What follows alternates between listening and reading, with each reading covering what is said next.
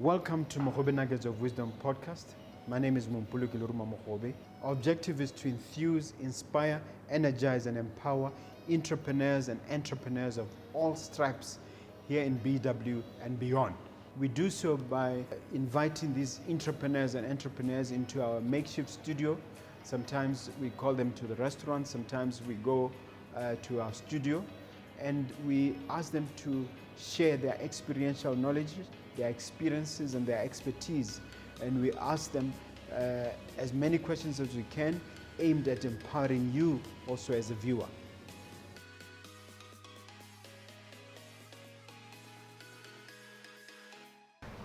Hello dear listener, dear viewer, my name is Mompoloki Lerumo Mogobe. Welcome yet again to another episode of Mogobe Nuggets of Wisdom podcast. I'm always delighted to welcome you to this great show where we introduce innovation, we bring life-changing business education to you. And this time I have a great guest. I have the founder and managing director of Flo-Tek, which is one of our big companies here in Gaborone.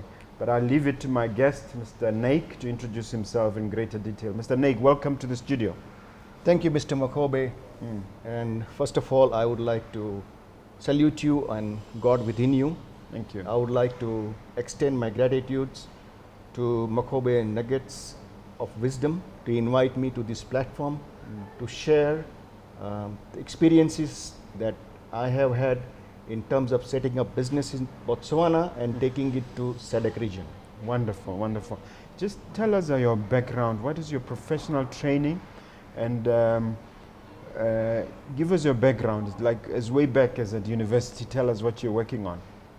Well, I am a commerce graduate by training, and I came to Botswana when I was 23 years old. I came here and I started working for my uncle, who had a manufacturing unit doing concrete products. I worked for him, then I worked for Trans-Africa. He also had a similar name to yours, Naik. Yes, Mr. Naik. Yeah. Any relation? Oh, you're your uncle? Yeah, he is my uncle. Okay, and he's now, the company is called? Pan-African Cement. Yeah, okay. I wanted to make the connection. And then I went and joined Mr. Mooney, Trans-Africa, and I was running a branch in Lubrizol. When he started the branch, I joined as a branch manager with Trans-Africa. Yeah. There was always a desire to do something on my own, and in 1998 I started a business called Flo-Tek. My partners are Mr. Patel, Motowak, and Parmeshwaran family. Raju Parmeshwaran, who actually he passed away, he was my partner. So we three started this business in 1998 with the investment of $1.5 million. US dollars. US dollars. The idea was to start manufacturing PVC pipes and fittings. Okay. Now, I want us to go back to the time when you were at Trans-Africa. That's when we met. Yes. I thought you were doing the accounts or something. I remember you used to come and bring work to me as their lawyer then. Exactly, yes. What was that thing that came to your mind, made you decide that it's time to start your own business? I always had that internal desire to be my own boss. I never enjoyed working for somebody, and I always believed that working for someone means there is a limitation and you are only entitled to a check end of the month.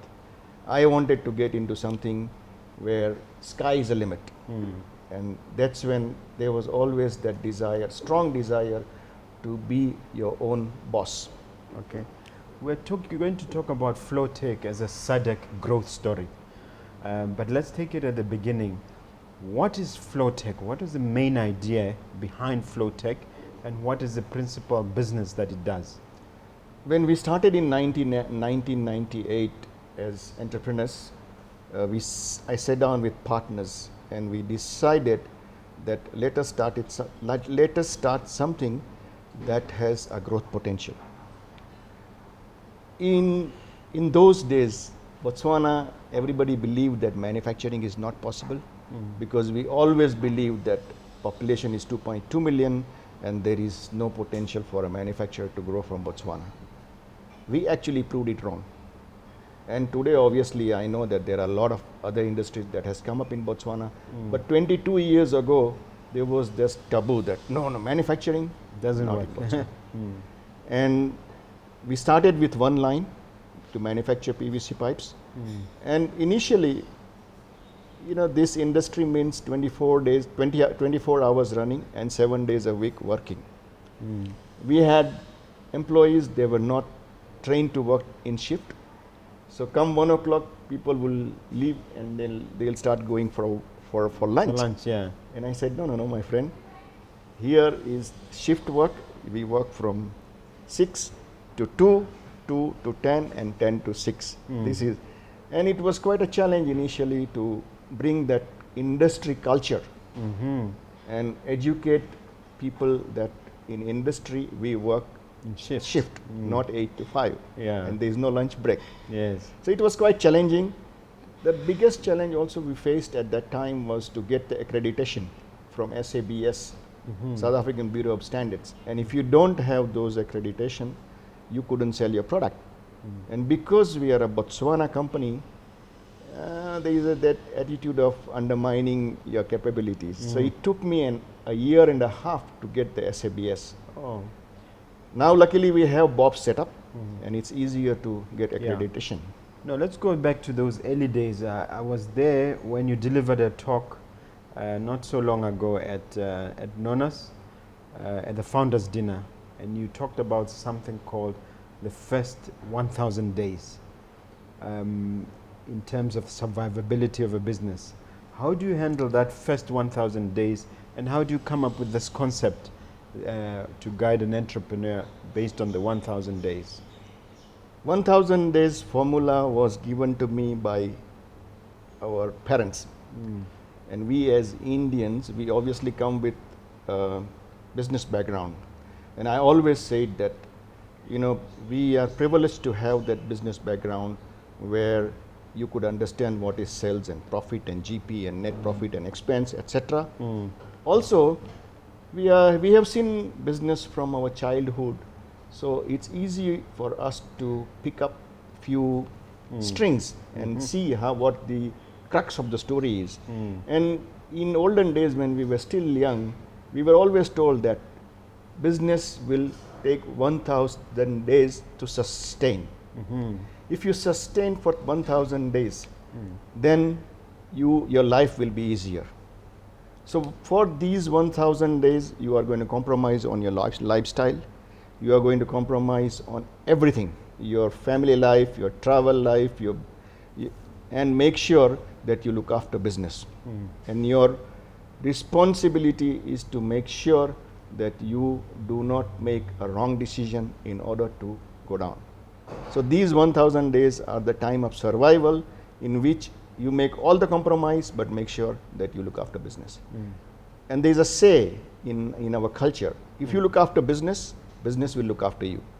But there is a period in which you must take care, you must nurture it, and you must do whatever you need to do like a baby when you grow up. For FloTek, what were the key challenges on those? You mentioned the SABC accreditation, but were the other key challenges during those 1,000 days that could have taken out the business, and how did you survive them? In Botswana, because we have a limitation of market size, one has to start manufacturing and supply into local market enough to be able to sustain your cost. And that's what exactly I did. When I had the SABS challenge, I still produce some products that are not approved, but that are being sold in Botswana market, and that is sold by the builders merchants. So those are the products that I manufactured initially to make sure that In other words, it's not just pipes and tanks. No, it was pipe, but there are non-SABS pipe. Oh, I see. And there is a market for that as well. So that's the market that I entered with initially when I started the business. So I went around all the builders merchants in the country to say, I have non-SABS pipe, I would like to sell it to you. And obviously, doing that, I could survive. There was also tender for telecommunication that did not need SABS approval. So those cable ducts that telecommunication needed, also I could put my hands to, and I could survive in those 1.5 years. Okay. Now, let's talk about that resilience and that perseverance, which really pushed you through. Is it something that you cultivate, or it's something you are born with? And in your case, can you give us examples of how you developed that and how you maintained that spirit? Yes, the most important thing in any entrepreneur that you would see is the hunger. Are you hungry? And that hunger actually drives everything. So once you are hungry, then you will find food anywhere. But you have to be very, very hungry to be able to run business successfully. And there'll always be business. If it was easy, everybody would do it. Yes, yes. That's true. And Botswana especially, they get scared of business because there's a lack of ability to take risk. We all have fear, but I think the entrepreneurs, they are different. They see the opportunity, and because they are hungry, they will run after it. And no negative thoughts will demotivate them. When I started, I had the same thing. I actually looked at the end point, and I said, yeah, this is where I want to. You started with the end in mind. And made sure that I do not give up. So the most important feature that one has to have is never give up. Okay. So what are your actual product offerings? Actually, what do you manufacture? And also tell us a bit about the market itself. We manufacture PVC pipes. We manufacture PVC fittings. We manufacture polyethylene pipes in our plant in South Africa. And we also have plant in Angola. We manufacture tanks in Botswana. We manufacture packaging products in Angola as well. I started off with the PVC pipe with one line and 10 people. And today, we are the largest manufacturer of PVC pipe or plastic pipe in Southern Africa. We have a factory in Lubrizol where we manufacture PVC pipes, and we have 11 lines now.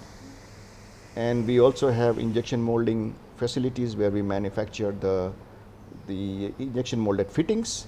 I have a factory in Ramutswa where we manufacture tanks. So these are our product lines as far as Botswana is concerned. We also do a lot of trading in the process in Botswana. In fact, we are the agent for Netafim company, irrigation company, that is the largest drip irrigation company in the world. And they are our partners.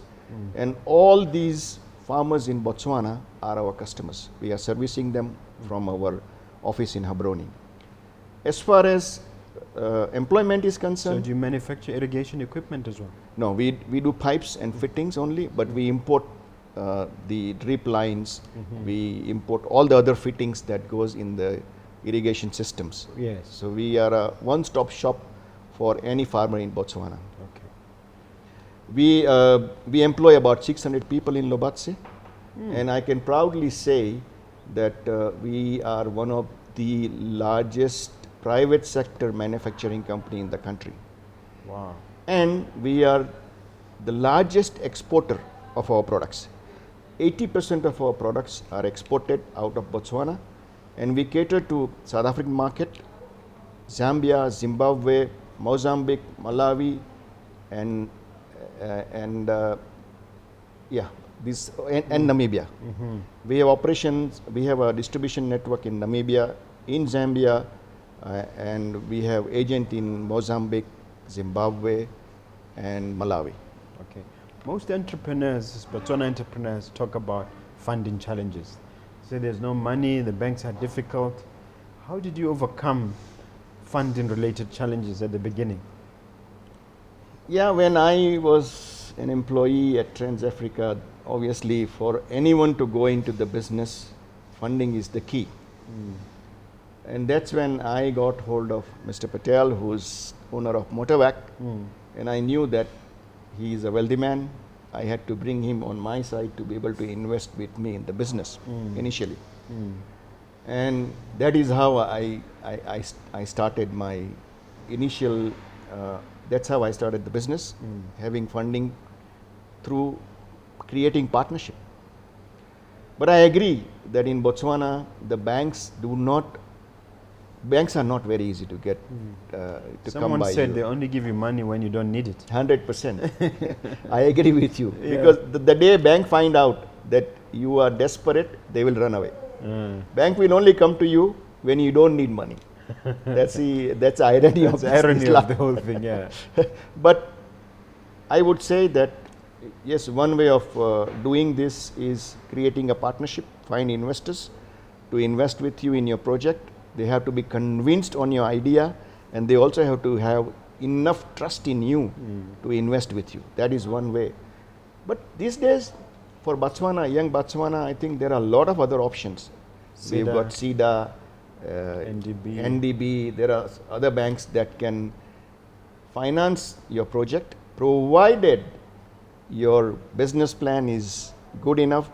They must also see, as I said, for my partners to invest with me, they have to see that I'm able to run with this. Same thing is bank. Banks should also see that you are capable of running with this project and you will make a success out of it. Yeah.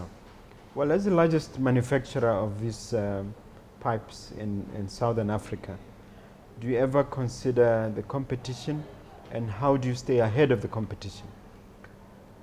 Thank you. That's a very good question. The biggest USP of FloTek today being in Botswana. USP, for those who don't know, unique selling proposition. Yeah. I import raw material from South Africa. I process this in Botswana, and I sell the product back into South African market, and I still make money. So, in my opinion, Botswana is the right destination for manufacturing, provided your market is Southern Africa. So you have to make sure that your product will be well received by Southern African market, and you manufacture that in Botswana. Okay. Now, what about transport and logistical challenges? Don't you counter those? It is a very big challenge at the moment, and whenever we have this forum at the higher level with the minister, etc., we always talk about this, because we are not, we are land linked, and I'm saying land linked. Not landlocked. Landlocked. And I believe that if we had a port, it would have been a big advantage. But being land linked is also a big advantage, because you are sitting in the middle and your market is around you. You have Namibia here, South Africa here, Zambia, Zimbabwe, Mozambique, all nearby market. So being a land linked country, we are having a big advantage, I believe. But yes, transport cost of importing raw material from Durban to here has been a big challenge. And that is where I've been talking to the Honorable Minister and people at that level to say we need to have some sort of incentive for manufacturers to create manufacturing in this country. And for any country, the backbone of the economy is manufacturing, is the industry. And we need to develop that. Let me interrupt you there to ask, hasn't the government introduced some tax incentives and tax advantages for manufacturing? Yes, there is a tax benefit that we have, but I'm talking about export incentives. If I want to be an export-based industry, then worldwide there are incentives that are given to the industries. Here we don't have the export incentives. Yes, Botswana has a very big benefit of having low tax, corporate tax for manufacturers. Yes. And that obviously a big attraction for any manufacturer. Now, in terms of you saying that you see the marketplace has changed, people are becoming more receptive to manufacturing in terms of the bigger market. What do you say the reason for that is, and how do you maintain that momentum? I would say that the reason for slowly growing manufacturing base in Botswana is coming from the initiative that government is also doing, like Perastel, like BITC, and then they go around the world promoting Botswana and trying to bring manufacturing here. That's one initiative that is probably helping us to bring some investors. And slowly people have also realized that just from trading you cannot sustain. Trading is not sustainable like manufacturing. So slowly people are getting into manufacturing, and the best part is Botswana, if you start manufacturing with the local market that we have in Botswana, we could sustain to certain level and then grow into the region. Yes. And that's exactly what I have done. Well, that takes me to my next question, which is the barriers of entry into other markets. Quite often people will talk about language barriers, but people will talk about other regulatory barriers. What was the key for you to penetrate those foreign markets? I think being in Botswana, what we did was our cost of operation, we kept it as low as possible. I had big competitors in South Africa who were a listed company, and they were my competitors when I started in 1998. And for me to go and compete was impossible, being a manufacturer in Botswana. Yeah. But I found some niche initially which could keep me going for some time. And then immediately I made a plan to up my production capacity with a good quality product. South Africa is a demanding market. In South Africa, you cannot go with a product that is substandard. No.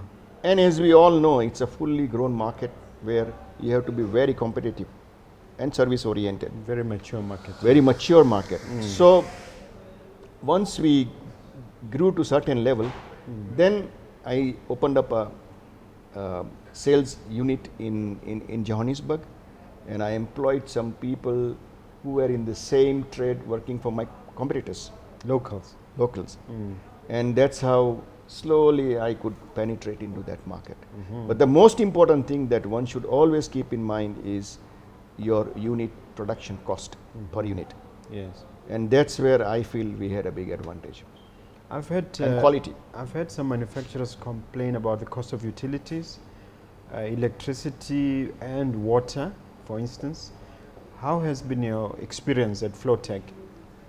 I would say that yes, the cost of utility is there, but remember, when you are a manufacturer, my biggest input cost is the raw material, and my second biggest input cost is my overhead structure. Yes, I pay about $1 million pula for electricity every month. That's my cost. But the same in South Africa, I think we are almost at the same level, if not more, in South Africa now. So I don't think that can contribute a big factor in. So you don't think our utility costs are higher? They are high. Higher than the they are high. Our neighbors. Recently, if we did some numbers, and I felt that we are at par with South Africa. Okay, so it should not really be a barrier. Yeah, I think overall cost structure you have to see, and probably mitigate those risks. Now, this is something you talked about. I think there's a corporation called Lubrizol. Yes. With whom you've partnered. Tell us about that partnership and how it has contributed to your growth. Lubrizol is a company from US, and it is owned by Warren Buffett. Yeah. So, number 4th richest man in the world. Yeah. I always believe that when you are in a manufacturing business, you must always have some niche products. Otherwise, you are going to just compete on kilo basis. Plastic buy at X kilo, sell it at Y kilo. And you are not going to make money. Unless you have some niche product, unless you have some control over the market, your margins are going to be wiped out. This product that we have signed an agreement with Lubrizol is called CPVC, chlorinated polyvinyl PVC. What it does is that it replaces the copper pipe that we use in our plumbing system. This is polymer and this is copper. And I have seen this working around the world. In fact, Lubrizol has a pipe, CPVC pipe called FloGuard, and in India people are using it for last 50 years, 25, 30 years, and in America they are using for 50 years. In Southern Africa, nobody brought this product in this market, and I saw it as an opportunity. So I signed an exclusive arrangement with Lubrizol. Is it distribution agreement? No, manufacturing. Yes, okay. So they give us the technology, we manufacture the pipe in Lubumbashi, and we distribute around 15 countries in Southern Africa. And we'll be the only manufacturer. And I believe that this product ticks all the boxes. It is cheaper than copper. It is easier to handle because we don't need any welding or breezing or anything else. In Botswana, we also have a problem with copper pipe having to fail after 10-15 years because of the because I'm of the having accumulation. to replace copper in most of my buildings. Exactly. This is the product for you, and this has 50 years of history, and it has all the certification that we need in order to accept this product. I see this is a game changer in our copper and plumbing industry, and I'm very optimistic about it. Yeah, you mentioned these agreements with international players. Obviously, there are intellectual property considerations, things like, patents and copyright. What is your attitude towards intellectual property, and how did it assist you in your growth?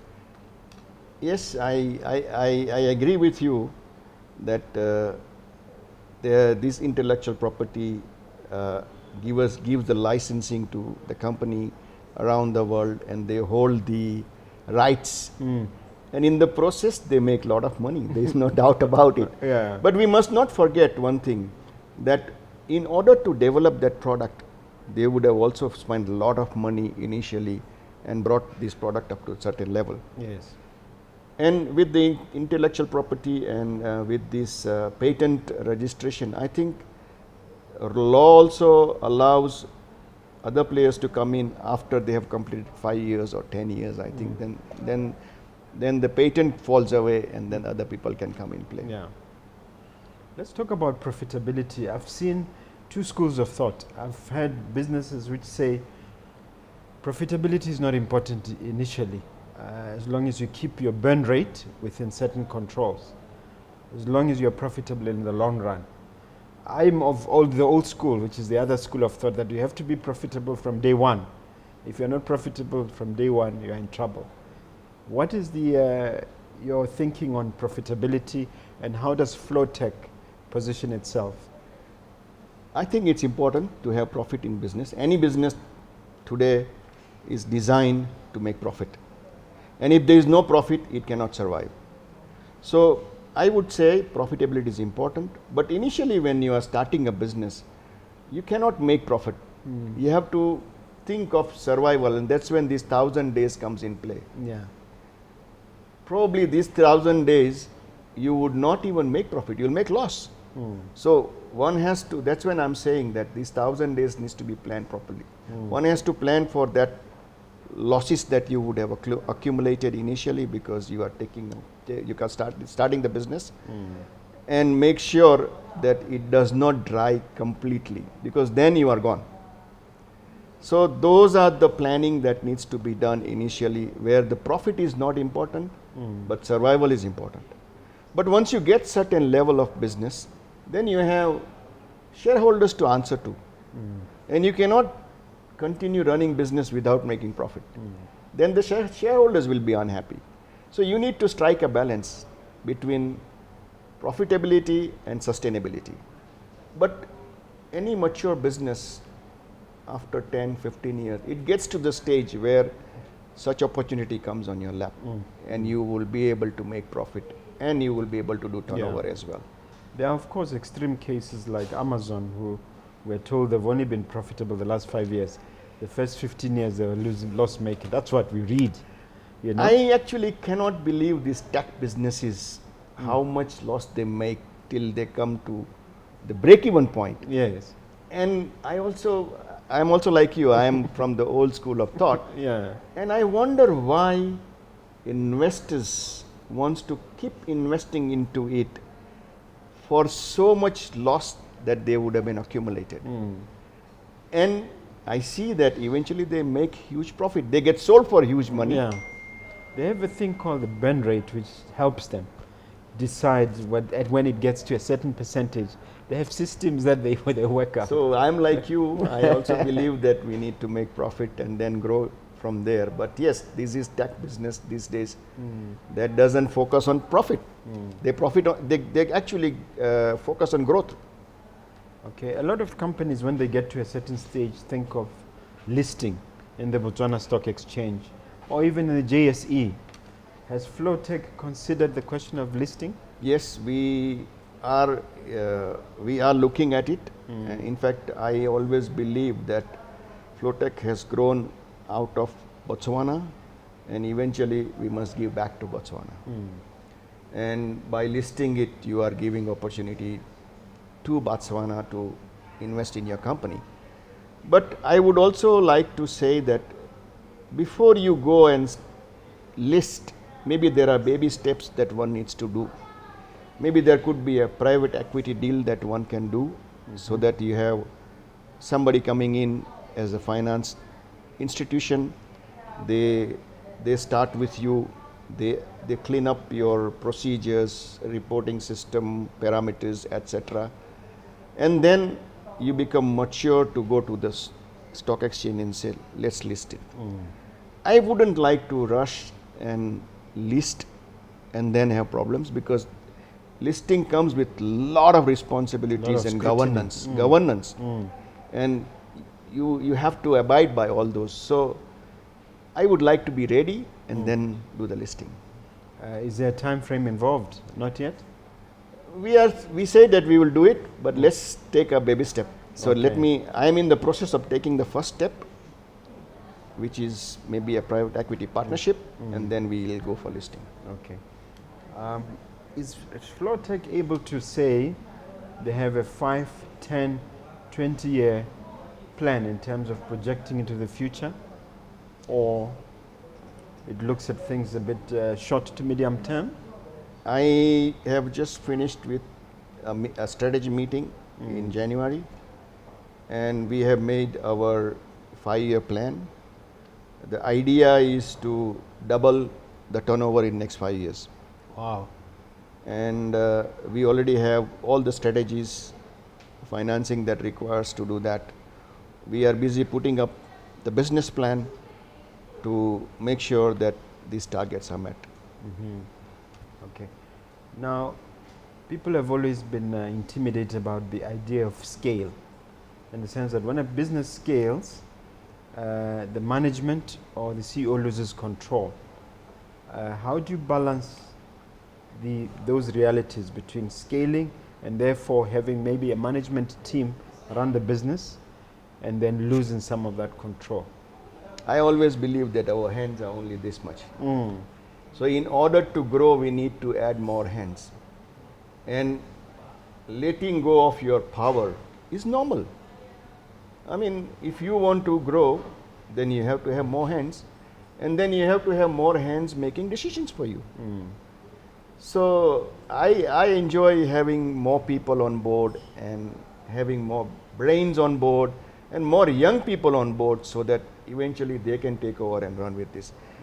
I would like to leave a legacy as FloTek and make this company, or prepare this company in a way that it can continue running for generations. That is the way it should be.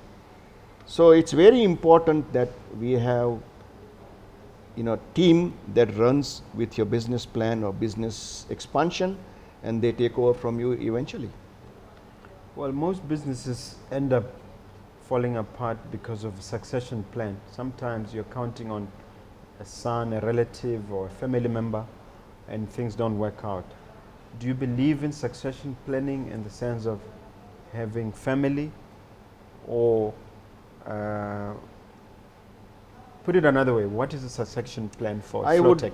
would say that if you have a family that is going to succeed you, or if you have a son or a daughter or niece, he should be capable. He should not be he should not be taking over from you and not being able to run. So make sure that whoever is coming in this place is capable of running it successfully and taking it to next level. Otherwise, have a professional people running your businesses. And they can still remain as shareholders of the business and benefit out of it. They don't have to be in top position to be able to get benefit of this If company. they don't have the interest. If they are capable, if they are interested, if they are hungry, then they must join. If they are not hungry, keep them away. Bye Keep bye. them away. All right. Now, we're all wearing masks. We're in the middle of COVID. So the question that arises is, how has COVID impacted FloTek, and what is FloTek's strategy to get out of the ramifications of COVID? the biggest challenge that we all have under COVID is sourcing the raw material. I'm sure you find the same. Cement is not available, steel is not available, and that is because of the COVID interruption of this transportation system worldwide that we have. And today, if you have to get a container from China, it will cost double the price that it used to be before COVID. And the frequency has also gone down. So the biggest challenge that we have right now is to be able to source the material. The raw material. What I have done with His grace, that we have secured 2,000, we always have 2,000 tons of raw material in our warehouse now, since February last year. 2,000 tons. It's a lot. It's a big, but if we don't have raw material, you are not in business. If you don't have material, you can't sell. So that is the biggest challenge that we face with. And the second biggest challenge is obviously with this COVID and lockdown, etc. Your businesses are not running, but you still pay. I have paid all my employees full salary during this close down as well. And I made sure that they also sustain and we also sustain. As far as business is concerned, yes, the businesses have gone down. Last year was the most challenging year and our turnover has dropped. But luckily, I would say that our order book wasn't so bad. We could still manufacture. When there was a lockdown, we had no option but to shut down the industry. But once we opened, we could run reasonably well with reasonable capacity. So the impact has not been that severe. That bad. Okay. Luckily. All right. Now, you mentioned hunger, you mentioned perseverance, but what in your view are a few, if you like, factors that sets apart a successful businessman or a successful business from others that are not so successful and end up giving up? And how can you help that young Botswana who's watching to really appreciate those things? I believe that business is you are the trustee of the business. Your when you run a business, your responsibility is to take care of your suppliers, your employees, and your shareholders. This should not be a lifestyle. You should not be a lifestyle entrepreneur, I call it. That means, as an entrepreneur, you should not go out and buy big cars and big house before you create sustainability of that business. And these are the emotions that we need to keep under control when you are growing up as a businessman. Make sure that your lifestyle is moderate and you focus on your business and have that discipline. Most important thing is that discipline to make sure that you unnecessarily do not create burden on business. You unnecessarily do not spend money that is going to take your business down. Okay, so you have to be cost conscious. Yes. Now, Do you know anything about supply chain management? I'd say that you've done a very good job as Flo-Tek, but are you able to speak to that? What is supply chain management and how has Flo-Tek handled that? What we have done as FloTek is we are a manufacturer and we are a regional player. In order to have control on your supply chain, what we did is we created joint ventures in all our supply chains. That means we have a distribution house in Namibia. I picked up somebody who was in the industry, who had a lot of experience in distributing pipes in that market, and I told him, you become a shareholder of this business. So he is a minority shareholder in the business, but then he has drive to run that business because he has his own interest. Yeah. Like that, we have developed partnerships with all the branches and made sure that we control those distribution network. And that is very important. That is very, very important. So their responsibility is to make sure that factory is loaded with the orders. And when factory says no, they can't supply, they are free to go and buy outside. Yes. They should not be controlled 100% by us. They should also have a freedom to do business the way they want to run. And another biggest thing that I have also put in place is that we should be also competitive, because their moral responsibility is to buy from the factory in Lubrizol does not mean that we can sell them to at any price. Yeah. We should be competitive enough. People are always talking about CSR, corporate social responsibility, giving back to the community and contributing to the community. What is the FloTek's CSR? Do they have a CSR policy, and if so, what are they doing? I've been in Botswana for the last 35 years. I actually grew up in Botswana. I spent more time in Botswana than India. So the interest of Botswana is at my heart. And I believe that as a company or as one of the largest manufacturing company in Botswana, we should do what we need to do in order to help the community. And as a company, when the previous president had announced housing donation, we had donated a house in Lubrizol to an orphan. Yes. But regularly, monthly basis, we supply food to a lot of these orphanage homes in Lubrizol, in Habroni, and other part. And we continuously keep doing this. Other than that, whenever there is a need for water, tank, pipes, etc., we go all out and do whatever we need to do. And the reason I am here with you today is also with the same purpose, that you are doing a great job by setting up such organization to help young Botswana to get into the business. I would really like to join hands with you and do whatever we need to do to help young Botswana to become successful entrepreneurs.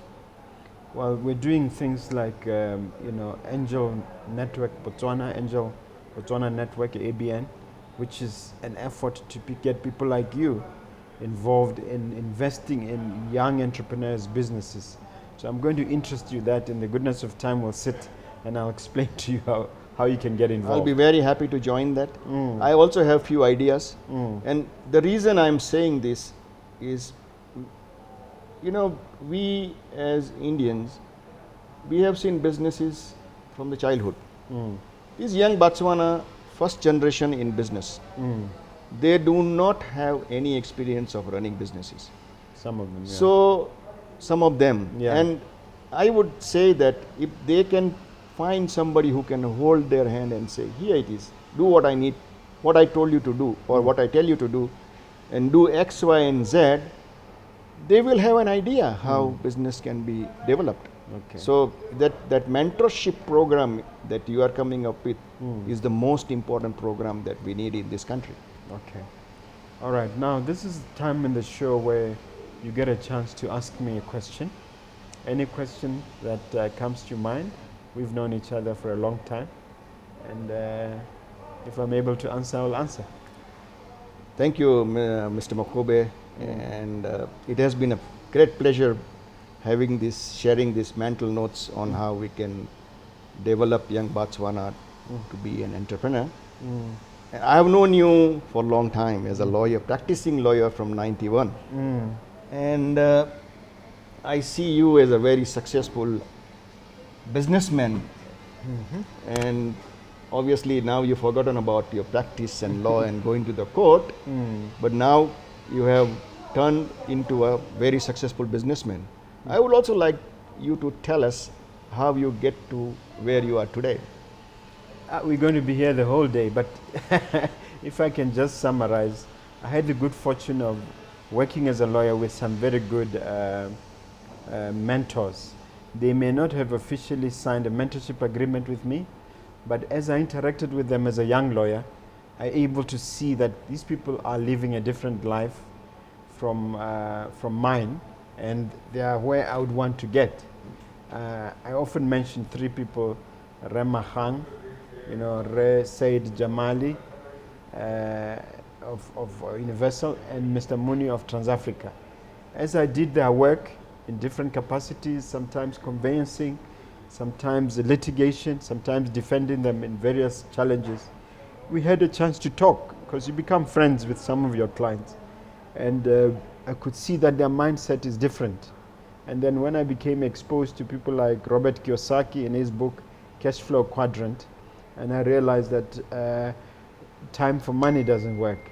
So I started now mobilizing resources to get into property. So even now my main business is property development and property management. So it was a gradual process. It was also by His grace, God Almighty, through prayer, through meditation, through mentorship. So it was a long process that took a long time, but we got there eventually. And I believe, like you, that we're just getting started. There's still a lot more to do than in the future. Sky is the limit. Yes, absolutely. I hope I've answered your question. Yes, thank you. Very impressed. I must salute you for what you have done. Thank you. And this is an example to a lot of young Botswana. Here he's a successful businessman, and anybody can achieve anything if you have a dream. So have the dream and follow it. That's the most important thing. You started nicely, because that is your camera. You have to motivate and energize that young entrepreneur and get them started in business. Say a few words to that entrepreneur. Have a dream. That's the most important thing. Unless you have a dream, you have no way to. It's like you are driving a car without a steering wheel. So create that steering wheel and stay focused. Be disciplined and work hard. And honesty is the most important part of any success in your life. Thank you very much. All right, Mr. Naik, you've been a wonderful guest.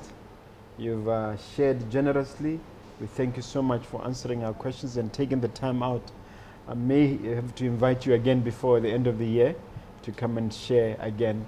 As you said, you are willing to share with these young entrepreneurs and share your wisdom. Thank you very much indeed. Very nice meeting with you once again, and thank you for giving this platform for me to talk about how one can grow businesses or develop businesses. And it will be my pleasure whenever you need my help in order to help young Botswana to grow their businesses or to develop the entrepreneurs. I'll be happy to join hands. Thank you very much. I nearly forgot to ask you to share your contact details for FloTek with the viewer. My name is Vijay Naik. I'm the managing director of FloTek Group, and my phone number is 72106901. My email is Vijay, VIJAYN for Nelly, one word, @flotekafrica.com. Thank you. Are you available on social media, or your company available? Company is there. We have a Facebook page, but soon we will be more. We are in the process of doing activities on social media, and you will see us more often. All right. Thank you very much. Thank you. Nice to have met you. Okay. Bye.